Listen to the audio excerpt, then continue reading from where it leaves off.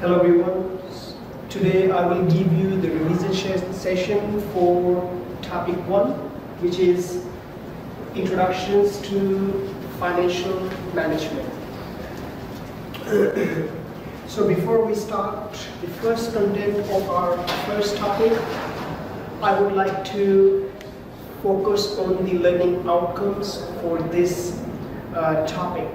So in this topic, first of all, we will talk about what is the meaning of financial management and how many types of financial management. So we have 2 types of financial management: personal financial management and business financial management, in personal context and in business context. Second thing we will talk about, which is business. Of course, we're going to focus more about the business financial management in more business context. So in that business context, we will talk about the types or the form of business. So we have 3 types of businesses, which is sole trader, partnership, and corporation. And third thing, we're going to talk about the structure of corporation. So in corporation, like we have a top management, middle management, and bottom management. So that structure we're going to talk about, that structure more about the finance department, more about the financial information and transactions in the company. How many people involved, and whoever is involved in that financial activities, what are the roles and responsibilities of that particular person. So that is about the structure of organization. And then later on, next we will talk about the what is the objective of company, which is not profit maximization, of course, it's maximization of shareholders' wealth. So that's when we speak about how does we maximize the shareholders' wealth. So, and later on, we will talk about the business ethics. So which activities consider as unethical behavior in organizations. So we'll talk about this unethical behavior. Then after ethical behavior, we will speak about the managerial finance function relation with economy and accounting. So relations between finance and economy, and finance and accounting. And then next we will talk about, which is the last learning outcome. In that learning outcome, we will talk about the corporate governance. Right? So what does it mean, corporate governance, and why we should have a corporate governance? In that corporate governance, we will mainly talk about the agency problem. Right? So we start with the first learning outcome, which is meaning of finance.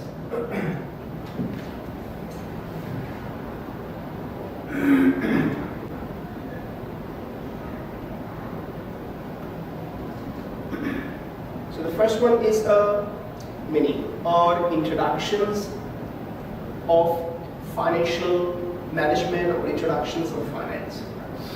So in order to understand financial management, we need to understand the meaning of finance. Alright? So finance means the amount of money that we need to start and run the business. That's called the finance. And arranging that finance, it's called financial management. How do we use finance? Alright? Of course, how we raise money, how we use money over the period of time, that's called the financial management. As I said that financial management could be described or could be divided into 2 parts, which is personal point of view, right, or personal financial management, and of course in business context. All right, and here we're going to focus more on the business context. Because personal finance, probably you're going to have other modules that you're going to learn about personal financial management. How does people arrange their personal finance and insurance and medical expenses and all that, right? So here we're not going to talk about the personal financial management. So we focus more on the business financial management. All right. So before we move on to the business financial management, here we have to understand what is the meaning of business. Right? As I explained in the class, business involves the trading activities to make money. Alright, so we buy and sell product and services in order to make money. So that we buy product to sell it. That's called the business process. Alright? If we buy product to consume it, you consider as a consumer. So it's nothing to do with the business. Alright? So in business you buy to sell in order to have money, to make money. So that's the meaning of business. So here we have three types of business. We have a sole trader. Alright. Sole trader means business done by single person. We call it sole trader. Then we have a partnership. Partnership means business done by minimum 2 people, but maximum, there is no any particular limit for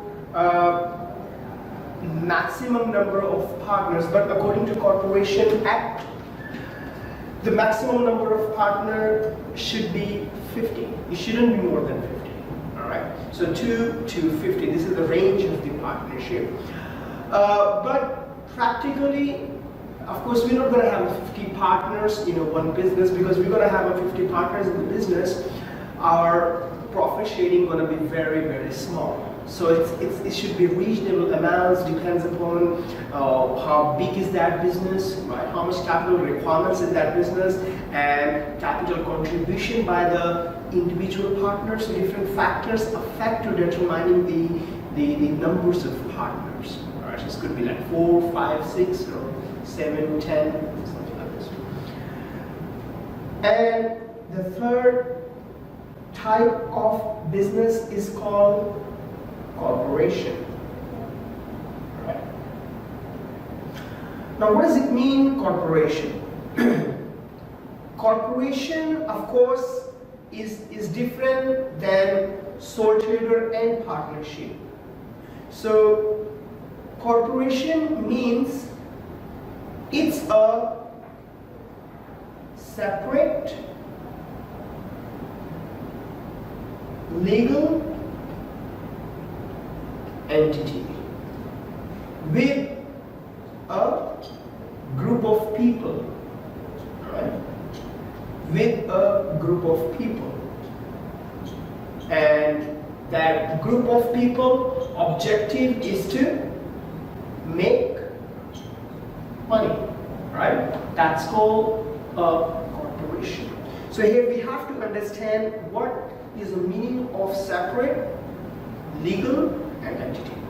Separate means business, which is company, and the owner of business. They are not same. They are separate. Right? It means the owner's personal income and expense is not a company income and expense. Alright? If company has any kinds of expenses, that expenses will be offset from the company income, which is revenue. So that's why sales minus cost is profit. So that expenses will not be paid by the owner of the business. Alright? And of course, if owner of the business went out with friends and family for dinner or for something, that expenses will not be written in company accounts, because that expenses has nothing to do with the company transactions. Alright, so company activities. So that expenses are business owner personal expense. So the business and the owner of business are separate. Alright? Okay. Now legal. Legal means company must have a business license, all right, or kind of certificates you must have. That certificate is issued by the Ministry of Commerce, or in simple language, by the government. All right, they issue a license. It permits you to do a business. All right, why? You need a license because, of course, in company you're gonna sell stocks in market. All right, so that's why that company is supposed to be a legal company. All right, so in order to prove that that company is illegal or illegal, government issues certificates.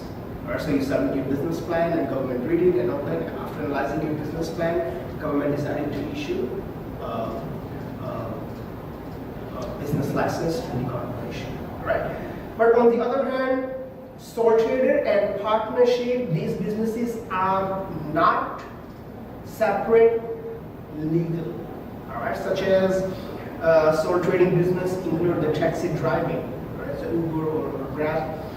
If you are an Uber driver, or you use your own car to use for business purpose as a driving, you do not need any kinds of business license. Of course, you need a driving license. It doesn't matter you do business or not. Unlike driving license, you do not need any kind of special license to become a taxi driver. You don't have to take any kinds of approval from the government to start business. Or same with the partnership. You're running the restaurants and being partners with someone else.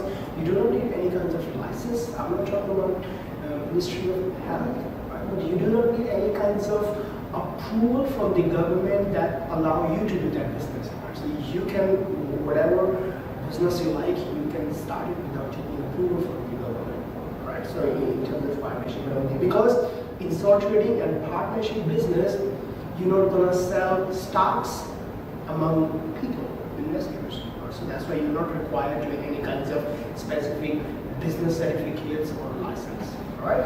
So that's all about sole trader, partnership, and corporation.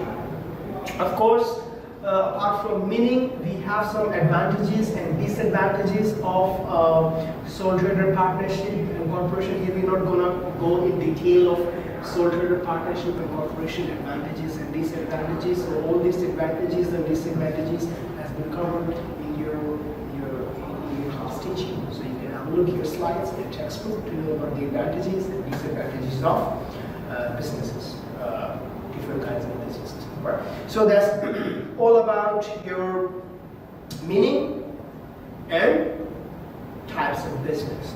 All right. Now we understand meaning and types of business. Now we have to understand.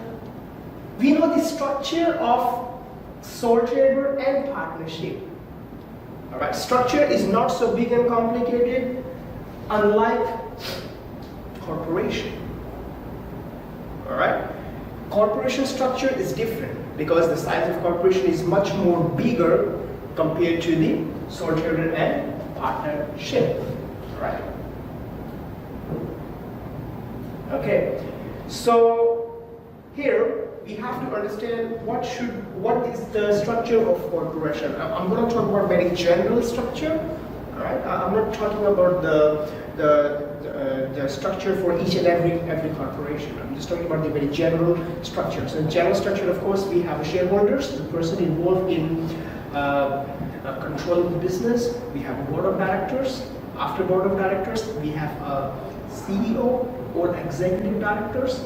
Under CEO or executive directors, we have a different head of the departments. Could be head of human resource department, head of marketing department, head of finance department, head of IT department, so on. But here we're going to focus more on the finance. So head of finance department in large corporation is called CFO. CFO stands for Chief Financial Officer, right?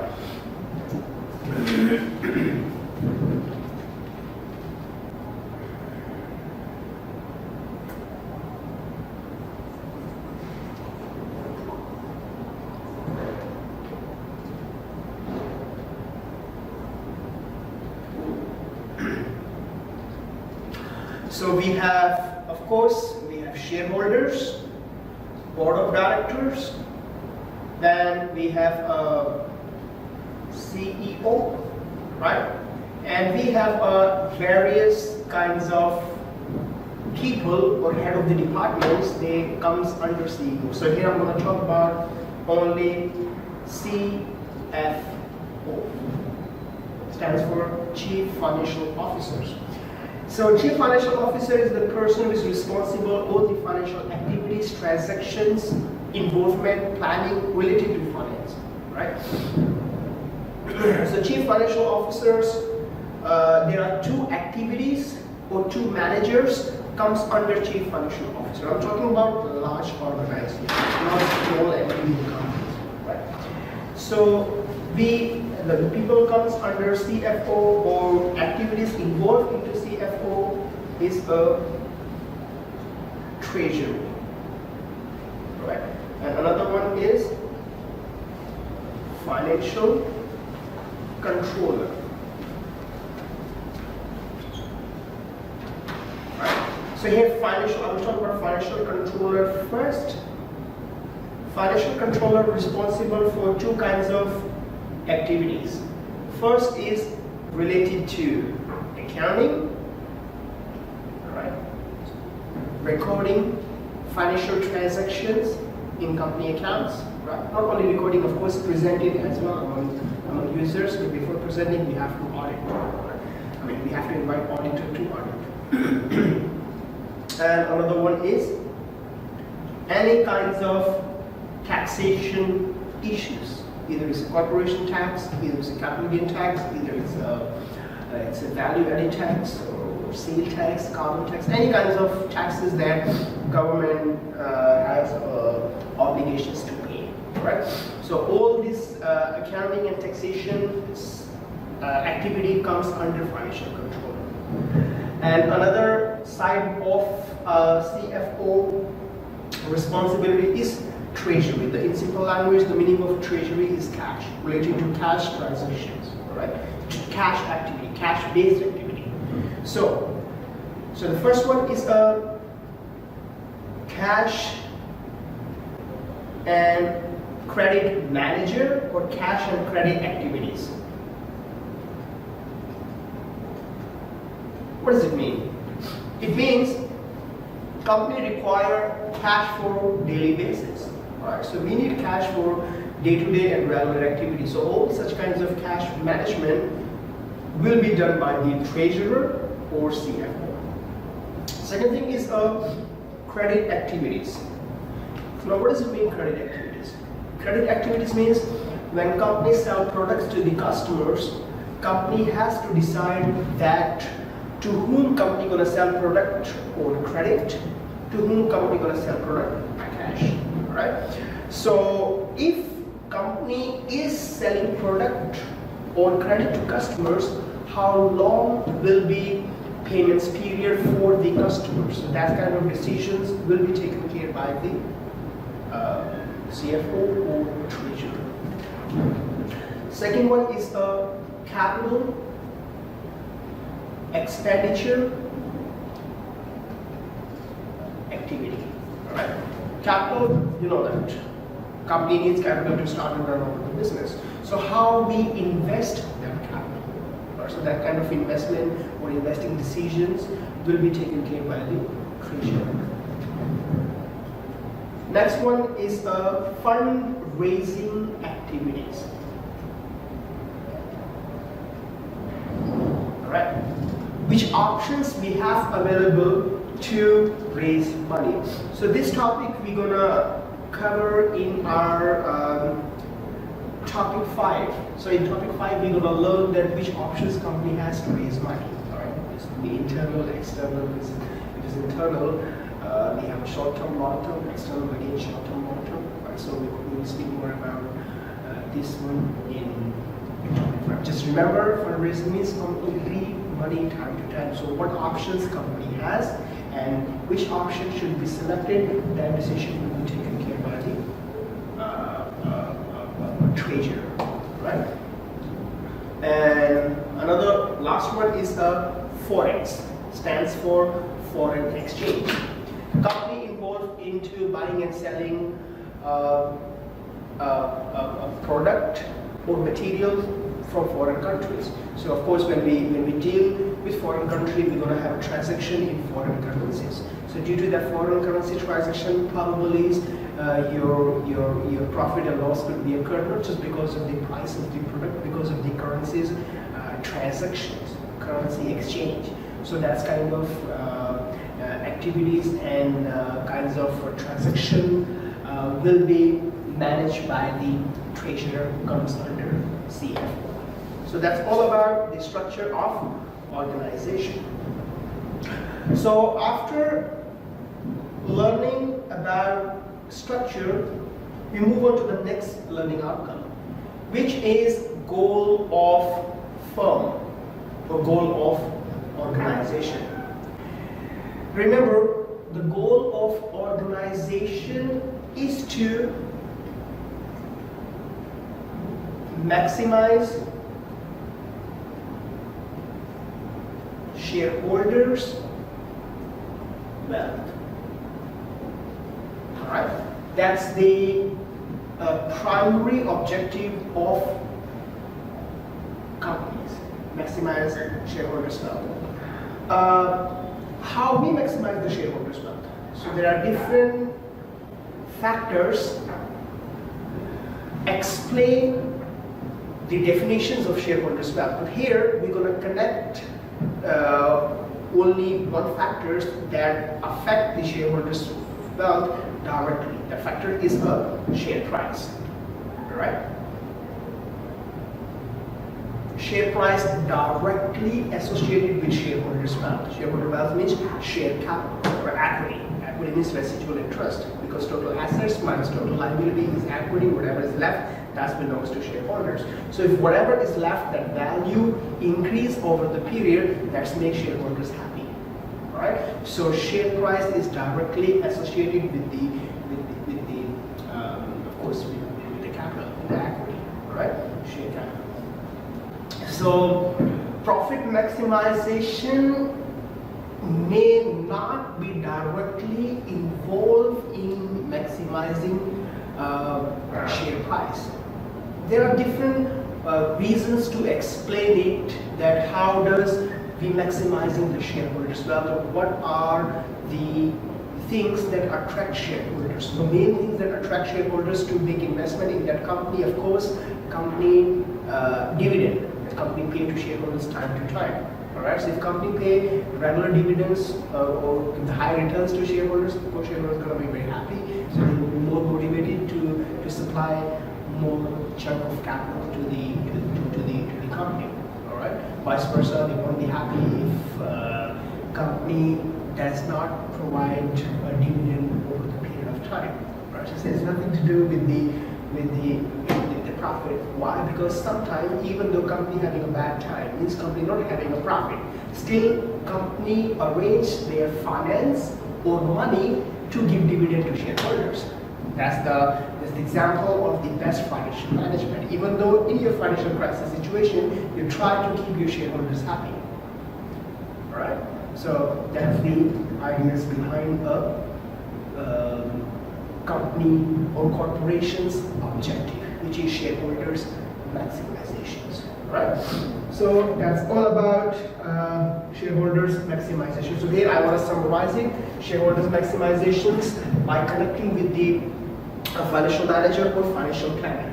So financial manager is the person involved in taking important financial decisions in organizations. So of course, when financial managers, they make any kinds of financial decisions, they always consider risk and return.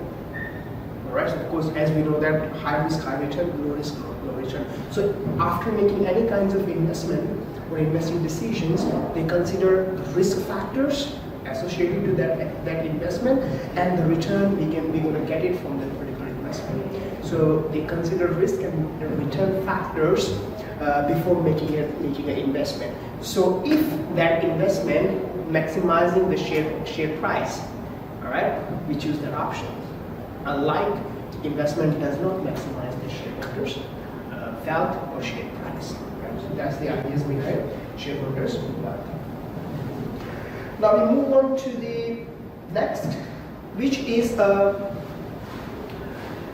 business ethics. All right.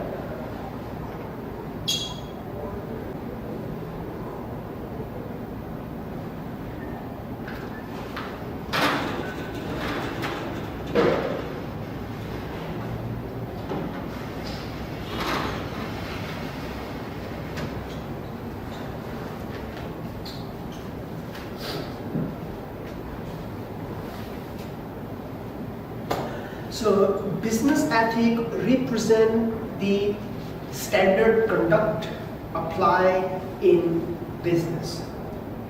All right. So business should be run in the more legitimate way. This is more about the principles and the morale that we required, or like kinds of I would say that our intention to run the business. All right. Our intention is to be more fair, more clear, more transparent to the customers and all users. Right? So that's the main ideas behind the business ethics. But in real world, that things does not happen. Why? Because of the people behavior. People attract to something which is easy making.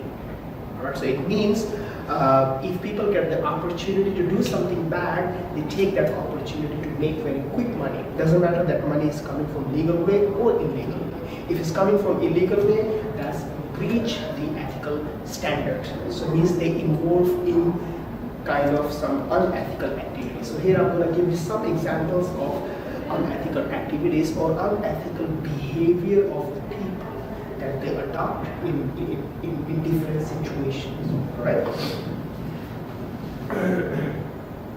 So the first example is a creative accounting. Alright?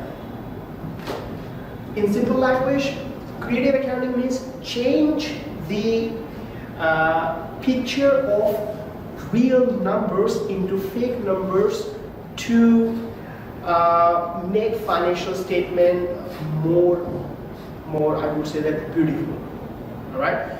Another way to explain creative accounting is a window dressing. Alright? So let's take it out debts from the financial statement.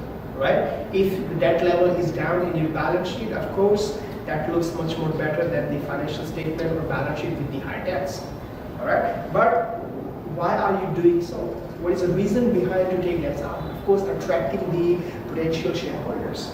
But keep in mind that if whatever actions we are taking, if that action is going to take any kind of negative impact in short run or long run on shareholders' investment, that means that actions considered as a creative accounting.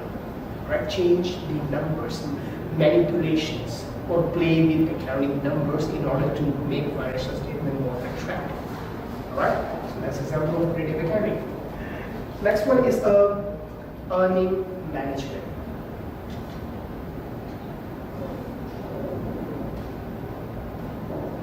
Alright? Earning management means when management, they focus more on their personal choices and personal benefits rather than they act in the best interest of shareholders. They're supposed to act in the best interest of shareholders because the objective of company is to maximizing the shareholders' wealth. Instead of acting in the best interest of shareholders, they think about their personal interests, personal benefits. So that's example of the earning management. So they think about more their pockets. All right, they're making some kind of personal money. All right, so that money, of course, is not legal. It's not really legitimate way to earn that money. All right, so that represent earning management. Next one is insider trading.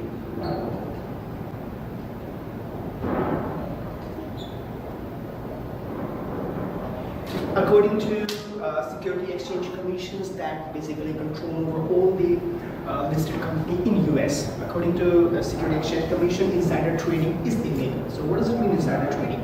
Insider trading means whatever informations we have, company has.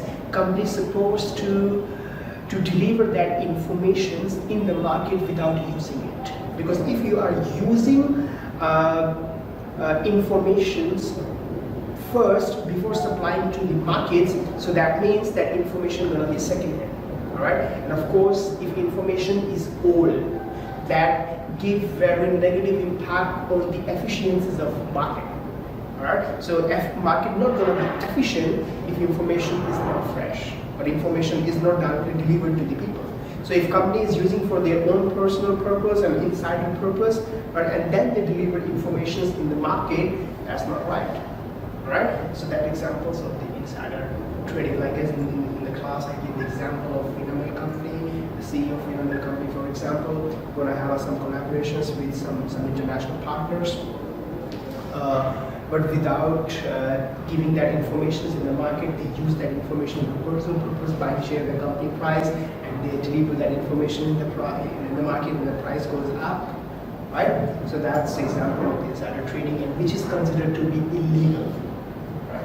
So it's a crime to do insider trading in that company, right? Next one is bribery. Right. There is nothing to speak much about bribery. You're giving bribe, right? So bribe means we don't have any evidence of transferring of funds, evidence or the legal way to transfer, legal reason to transfer the funds. All right. So that's called the bribe, right? And the last one is fraud. Fraud means cheating customers, cheating employees, or doing anything wrong, such as using company assets for personal purpose. That's also an example of the fraud, right? So of course, fraud gives negative impacts on the firm's growth, firm performance, and of course, fraud also considered as unethical behavior.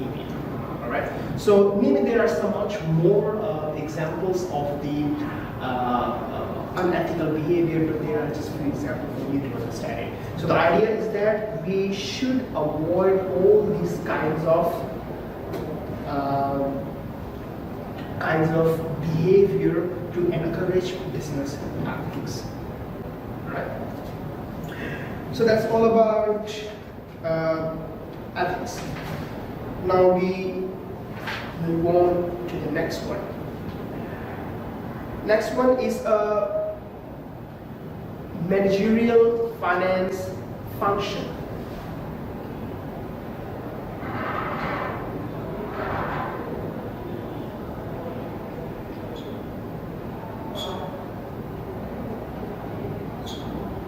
What is the functions of finance in organization? These things we already talked about when we discussed about the structure of organization, roles and responsibilities of CFO, who's involved in CFO, like as treasurers or financial controller.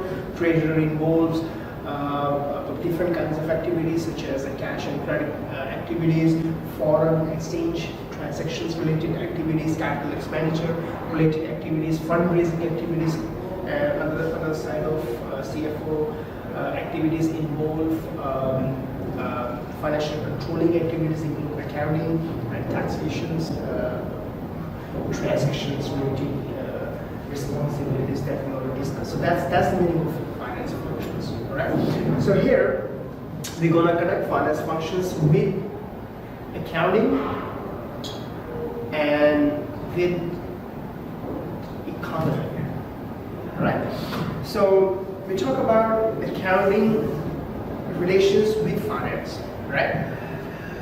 Remember, in class I explained you about accrual, right? So accrual is a base of accounting. Whatever transaction we record in company accounts, we always keep in the base of recording is accruals, all right? So it means something that you already earned, but you haven't received. Even though you haven't received it, you will record it in company accounts, all right? But finance is different. Finance means if something you haven't received, that does not consider as a finance. So finance is mainly about the cash. What does it mean? For example, we go to bank to borrow money, right? If bank lends you money, you receive, right? That considered your finance, right? Bank did not lend you money now, that will not consider your finance. But accounting is different. You already sell product to the customers. You haven't received money yet, but still it will be recorded in company accounts. All right, it will maximize your revenue or profit. All right, and when customer will pay you, of course, you will record cash. All right, but you already recorded before when you didn't receive the cash even. So that's the meaning of accruals. So that's the difference between accounting and finance. Finance is mainly about the cash based. right? If you don't receive it cash, it will not be recorded in company accounts, right? So, what we do in accounting and what we do in financial management. In accounting, of course, we collecting and presenting financial data in report or in statement. That's called financial statement. All right.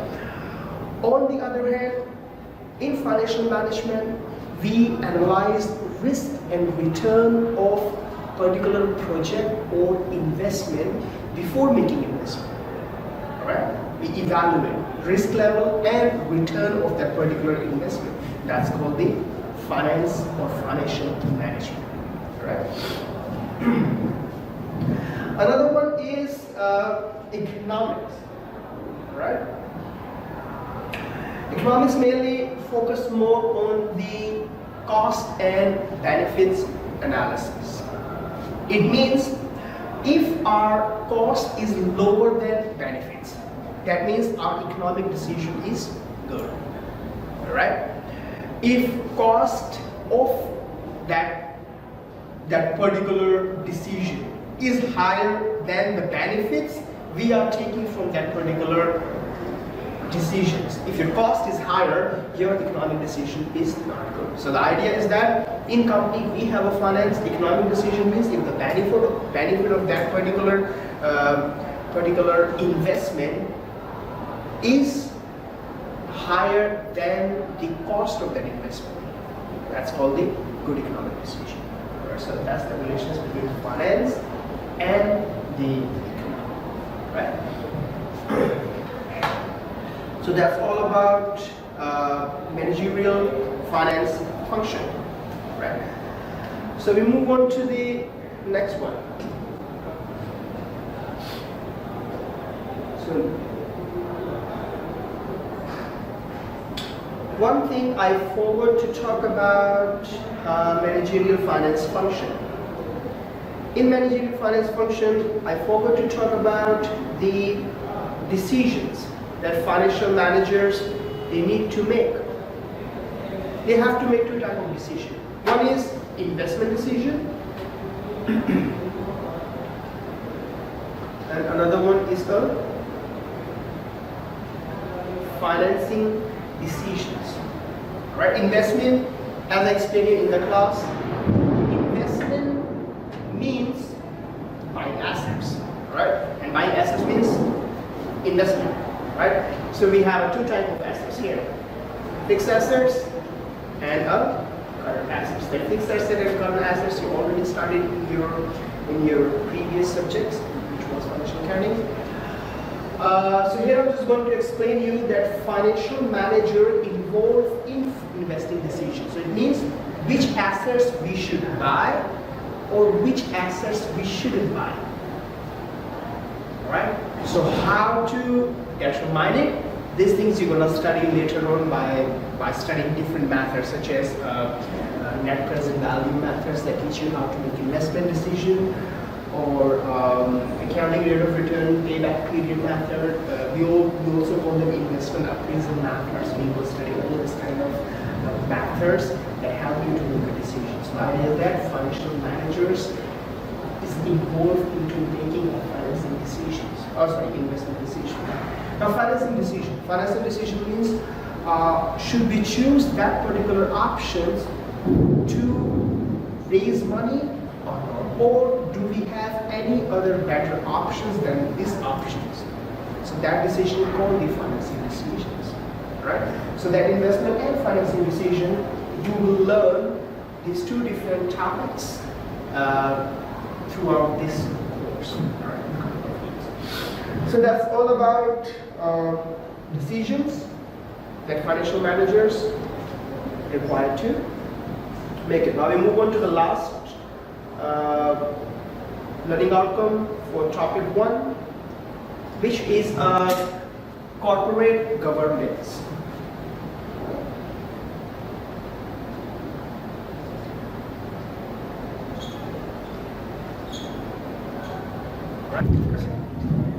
So now we move on to the last topic, last content, which is corporate governance.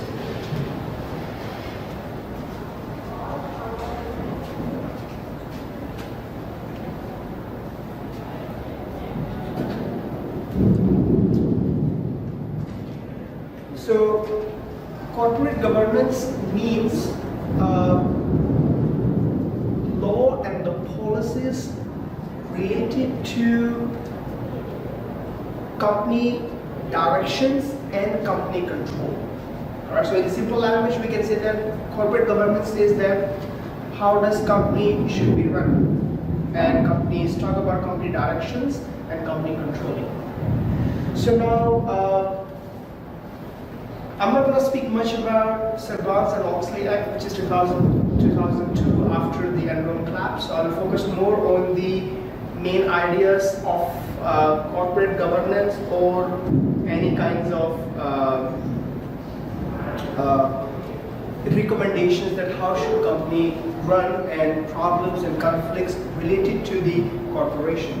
So here I'm going to talk about agency problem. Agency problem means when there is a conflict. So now we move on to the last content, which is corporate governance.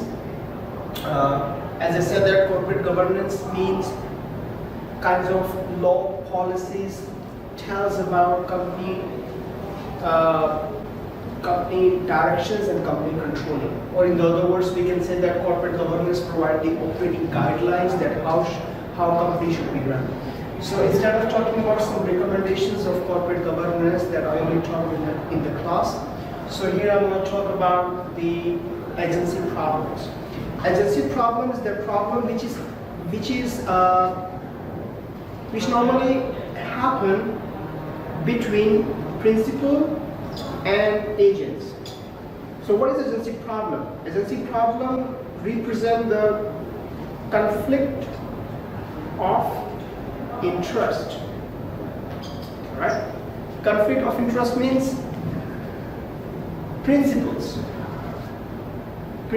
and agent. Principal represent shareholders and agent represent the director or CEO. Right? So there is a conflict of interest between shareholders and directors. Shareholders want that company should be run in the more legitimate way. On the other hand, agent doesn't want to work in the best interest of shareholders. So that's why they're going to have problems and issues. If there is a conflict of interest is very high between principal and agent, agency gap going to be very large. So means company not going to achieve its objective, company directions will be in the wrong way. So that's called the agency problem. So what is the solution of agency problems? How agency problems could be solved? Agency problems could be solved by providing incentives to the shareholder, to the agents. So incentive, of course, that incentive could be a performance-based. Alright? So it means if company is performing good, performing means, of course, the associated performance with the shareholders' wealth. Right? If that performance maximizes shareholders' wealth, directors' incentives will be high. Alright? So it means directors is working in the best interest of shareholders, because at the one time directors is working hard for a company to maximize the shareholders' wealth, and of course that hard work is also providing some kinds of personal benefits for the shareholders, to the directors. So that's why director will be performed in the best interest of the shareholders. So that's all about the topic 1. So here we stop topic 1. So before we start, I want to quickly summarize the topic 1. So in topic 1, first of all, we talk about what is finance, what is financial management. We focus more on the business financial management, and then we learn about what is the meaning of business, types of business, sole trader, partnership, and corporations. Then we talk about the structure of organization, start with shareholders, board of directors, CEO, and mainly we focus on the CFO. So CFO roles and responsibilities including treasury activities and financial controlling activities. Then later on we talk about the goal of firm or goal of organization, which is maximizing shareholders' value. Right? Then after that, business ethics. We talk about different kinds of unethical behavior including creative accounting, earning management, insider trading, fraud, bribery, so on. Then after that, we talked about the relations between finance with accounting and economics, right? Economy and accounting making relations with the finance. And then next, we talked about the activities or decisions that financial managers they need to make. Financial manager involved in making investment decision or investing decision and financing decisions. All right. Investing decision, of course, including assets, and financing decisions include total liability, current liability, and fixed liability. All right. And the last, we talked about just corporate governance, operating guidelines of company directions, and company controlling activities. All right. So here we talked about focus mainly on the agency problems, agency issues, conflict of interest, right? Agency gap. If they are not going in the same directions, they're going to have a agency gap, right? And then some recommendations that basically minimize the agency gap. So one of the recommendations is that performance should be incentive based, working better, good for shareholders, and at the same time giving some personal benefits to the directors. So it's like it's gap will be narrow from zero, right? So that's all about topic 1. Thank you very much.